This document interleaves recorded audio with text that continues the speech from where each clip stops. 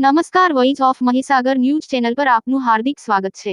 ઉમરગામ તાલુકાની કબડ્ડીની સ્પર્ધા એમ હાઈસ્કૂલ ઉમરગામમાં યોજાઈ। આજ રોજ એમ હાઈસ્કૂલ ઉમરગામના પટાંગણમાં સ્પોર્ટ ઓથોરિટી ઓફ ગુજરાત તથા જિલ્લા રમતગમત અધિકારીશ્રીની કચેરી વલસાડ દ્વારા આયોજિત 68મી અખિલ ભારતીય શાળાકીય રમતોની સ્પર્ધામાં તાલુકા કક્ષાની કબડ્ડીની સ્પર્ધાનું આયોજન કરવામાં આવ્યું।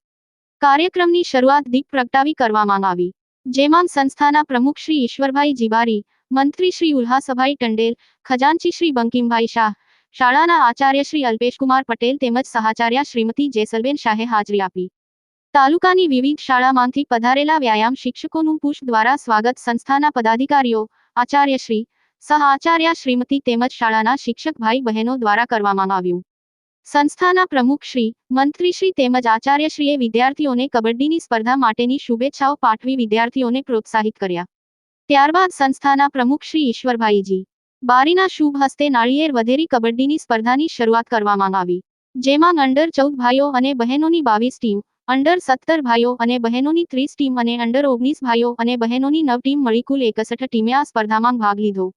આ સમગ્ર સ્પર્ધાનું આયોજન શાળાના વ્યાયામ શિક્ષક શ્રી ભાસ્કરભાઈ જી ટંડેલે કર્યું અને તેમના માર્ગદર્શન હેઠળ શાળાના શિક્ષક ભાઈઓ બહેનોએ પણ તેમને સોંપાયેલી જવાબદારી ઉપાડી લીધી।